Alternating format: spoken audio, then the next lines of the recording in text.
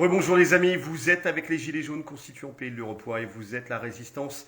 Nous sommes avec Fadi Kassem, le robespierriste, prof d'histoire, analyste avec une grille marxiste des événements historiques.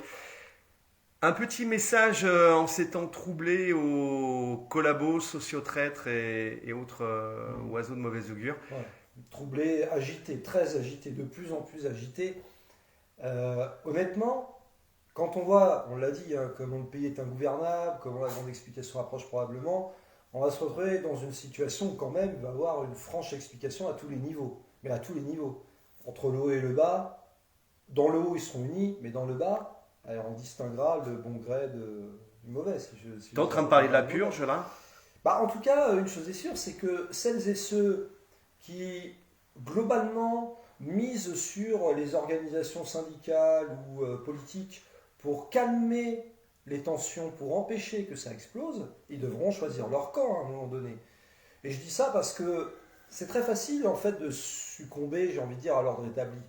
On peut être corrompu de plusieurs façons. Il y a l'argent, c'est du classique. Il y a la corruption intellectuelle. Il y a les femmes Il aussi. y a la corruption charnelle. C'est pas nouveau. Il y a tout ce genre de corruption. Mais pourquoi je le dis? Parce qu'à un moment donné, la corruption, elle se heurte à la situation historique. Et la situation historique, elle est où là? Elle est dans la grande confrontation, la grande explication qui arrive. Parce que la colère populaire est telle que tout ce qui paraîtra comme étant pas assez combatif, trop arrondisseur d'angle, trop corrompu, trop conciliant, trop collabo, Trop compromis, trop collabo. ça ne tiendra pas, ça ne pourra pas tenir. Ça ne pourra pas tenir. Et je répète, on l'a dit tout à l'heure, mais la preuve en est donnée par le fait que les gens ne font plus confiance à ce qui représente des partis d'ordre établi. Ni même les médias, hein. Je crois qu'en France, on est à 22% de confiance dans les médias. Et c'est malheureusement nos parents, Oui, c'est tous les anciens en fait qui eux ont l'habitude encore. c'est ça. Mais si tu as en dessous de 70 ans, normalement ici tu as 2-3 neurones connectés, tu fais plus confiance aux médias. Et la preuve qu'on est vraiment dans une logique d'affrontement entre une base populaire et un ordre oligarchique, c'est que quand tu regardes ceux qui s'abstiennent, qui refusent d'être asservis et tout, c'est quoi? Ce sont des jeunes, ce sont des ouvriers, ce sont des classes populaires. Voilà, C'est très ceux clair. qui travaillent en fait. Oui, C'est les ceux qui font travailleurs. Ce sont les la travailleurs. richesse. Ceux qui l'a créé. Et là, on va arriver à quelque chose de terrible parce que la confrontation, forcément, on espère qu'elle sera la plus pacifique possible et surtout qu'elle ira dans le bon sens. Mais à un moment donné, on ne fait pas une omelette sans casser des œufs. Et il faut en avoir conscience. C'est pour ça que celles et ceux qui croient encore qu'on peut échapper éventuellement à un affrontement, un éclatement. Et puis d'ailleurs, pour être tout à fait honnête, moi je ne dis pas que la révolution va devenir dans 6 mois. Je dis simplement attention. Parce que là, c'est en train de prospérer partout. Et quand je dis partout, c'est partout dans le monde. On en parle très peu. Mais aux États-Unis, il n'y a jamais eu autant de grands mouvements de grève, de manifestations comme ça, depuis les années 30-40. On en est là. Et les États-Unis, c'est quoi? C'est le temple par excellence de l'ordre établi à tout point de vue. Donc à un moment donné, il va falloir, pour celles et ceux qui sont dans une position un peu ambiguë, officiellement représentant des travailleurs peut-être, mais officieusement en train d'un peu trop coopérer, collaborer avec les instances dirigeantes, il va falloir choisir votre camp. Hein, mais à tous les niveaux, je répète. Parce que, à un moment donné, tu sais, ça va renvoyer à un problème majeur, c'est comment gouverner tout ça dans le fond. Eh bien, puisque tu parlais de robespierrisme, Robespierre avait prononcé un discours très intéressant le 5 février 1794. Et il avait dit la chose suivante, que si le ressort du gouvernement révolutionnaire en temps de paix est la vertu, celui en temps de guerre, c'est la vertu et la terreur. Parce que la terreur, la vertu sans laquelle la terreur est funeste, si tu fais que de la terreur sans vertu, en fait, tu es un assassin. Mais la terreur sans laquelle la vertu est impuissante. Compter sur de gentils bisous pour convaincre, pour faire comprendre à quelqu'un qui va devoir travailler et se mettre au service du bien commun. T'es en train de nous dire que pour plier l'oligarchie, la terreur est nécessaire? S'il y a la guerre, tu veux faire quoi d'autre? On est en guerre. L'employé de la banque nous l'a dit combien de fois? Voilà. On est en guerre, ils sont déjà en guerre contre nous. Est-ce que, tu sais, il faut toujours rappeler, moi je le dis toujours aux élèves, et ils comprennent tout de suite l'histoire derrière. Je leur dis, vous savez, c'était quoi la devise initiale de la République? Elle a changé en 1848 parce qu'on s'est rendu compte que c'était unité et indivisibilité de la République, ou de la nation d'ailleurs, hein, les deux allaient de pair, liberté, égalité, fraternité, ou la mort. Et là se pose la question, c'est simple. Dans ces cas-là, quand tu as une barricade, tu as deux côtés. Tu choisis ton camp. Et tu dois faire un autre choix. Si jamais tu es obligé d'aller jusqu'à l'acte ultime, tu préfères être tué ou tuer? Ben voilà. Bon, moi, le choix est vite fait chez moi. Nous vous rappelons que nous sommes pacifiques et Nous bienveillants. le sommes, mais il faut avoir conscience de tout ça. Nous Voilà. arrivons dans des temps de confrontation dure. Nous ne voulons pas, c'est pas ça le problème. Mais il faut avoir en tête une chose, c'est qu'historiquement, ce sont tous les tenants de l'ordre établi, des ordres oligarchiques corrompus, qui tirent les premiers et qui tuent. Ce sont eux. Donc il faut être capable de s'organiser, de résister, de tout faire pour empêcher des bains de sang, de tout ce que tu veux. Mais il y a un moment donné où il faut avoir en tête que celles et ceux qui sont dans le cul entre deux chaises, comme on dit, eh ben, qui ne se trompent pas de camp. Qui ne se trompent pas de camp parce que la corruption, elle finit toujours par payer, mais en mal. Alors, c'est vrai que choper des oligarques, ça va être compliqué, mais choper des sociotraîtres ou des collabos ou des compromis, etc., ça va être beaucoup plus simple, parce qu'eux, ils n'auront pas les moyens de fuir le pays. Voilà, ça c'est un petit message, l'air de rien. Les amis, force et honneur, bien évidemment, on lâche rien. Et bien sûr, et plus que jamais, l'intelligence collective, le combat avec tous les éléments possibles d'une manière pacifique, de telle manière que l'on puisse faire triompher ce que nous cherchons tous, La vertu, la vertu, les vertus personnelles.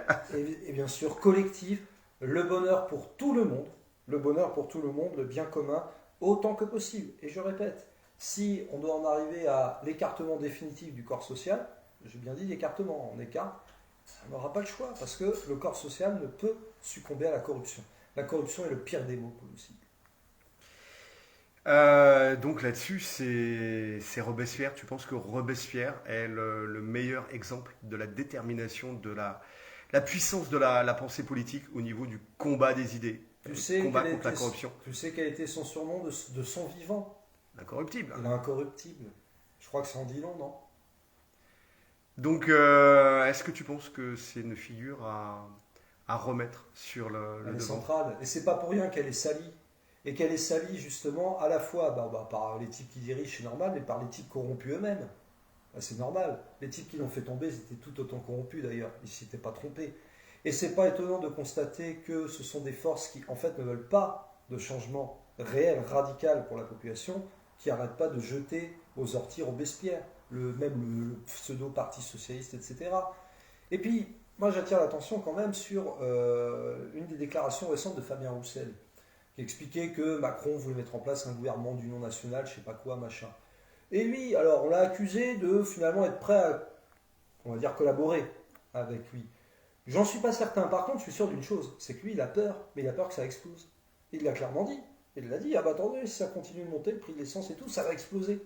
Et alors, camarade, t'es communiste ou pas? Si ça explose, si ça va dans le bon sens, celui du bien commun et du bonheur des peuples, il est où le problème? C'est un des meilleurs moyens de balayer la corruption. Balayer la corruption, c'est aussi une de ces fameuses représentations de Lénine qui, en 1919, avec son balai, balaye le monde rempli de prêtres, de capitalistes, de rois corrompus. Voilà. Alors, quand tu dis deux prêtres, c'est deux prêtres du Vatican II. Bien On ne parle sûr. pas Non, des moi, prêtres qui soignent, etc. je ne parle pas de ça, moi je parle de ceux qui étaient corrompus. Et l'Église corrompue, ça a existé. Et elle continue d'exister. Et elle continue d'exister, y compris charnellement d'ailleurs, hein, faut-il le rappeler. Voilà. Donc les amis, là, il y a aussi un message à la bourgeoisie, ou à l'esprit petit bourgeois en France, où on se dit catholique ou chrétien, et qu'en fait, on n'est que défenseur de sa classe sociale et de ses privilèges. Et tu sais pourquoi? Parce que la corruption, ça vient de quoi? Le mal profond. L'égoïsme. L'égoïsme. Le fait de ne penser qu'à soi, d'avoir rien à foutre des autres. À partir de là, tu te corromps et tu corromps les autres d'ailleurs. Tu leur apprends à faire la même chose. Et c'est ça qui crée les conditions de la guerre de tous contre tous. Nous, justement, on est là des pacificateurs au nom de la vertu. Elle est là la différence. Et l'égoïsme qu'il porte historiquement, d'un point de vue économique, ça s'appelle le capitalisme. Pacificateur au nom de la vertu. Oui. Des vertus personnelles qui font des valeurs du collectif. Tout à fait. Là-dessus, on voit sur quoi on combat. Le matérialisme, le consumérisme, l'individualisme, etc., qui produit des névrosés, des consommateurs, des contribuables. Quelles sont ces vertus personnelles? Est-ce que Bah écoute, déjà, j'ai envie de dire, c'est tout bête, mais L'humilité, ça commence par un truc tout bête, l'humilité, être humble, se dire qu'on ne connaît jamais tout, qu'on ne peut pas tout contrôler, c'est pas possible. La volonté de toujours progresser à tout niveau, d'un point de vue intellectuel, d'un point de vue humain, d'un point de vue travailleur, faire progresser, hein, c'est cette logique-là. L'humilité, mais aussi le courage. Mais le courage dans le sens de ne pas avoir peur. Parce que beaucoup de personnes ont peur. Beaucoup de citoyens travailleurs ont peur de tout.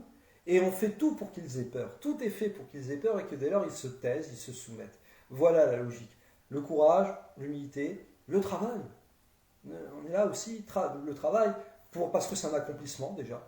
Parce que c'est un accomplissement pour les autres, pour le collectif, pour soi-même. Et parce qu'on œuvre à l'amélioration et donc à l'émancipation de fait du genre humain. Voilà. Tu es fier de ta journée de travail, tu n'as pas poussé les tableurs Excel, tu as fait les choses de tes mains. Et tu as apporté quelque chose à tout le monde, intellectuellement. Ou physiquement. Et physiquement. Ou matériellement. À tout niveau. Tu leur as permis de s'accomplir, de s'épanouir. Merci citoyens pour toutes ces pistes de réflexion, c'est très intéressant. On y reviendra. Force et honneur. Robespierre est sur la table. Toujours. À très bientôt, on lâche rien. Ah où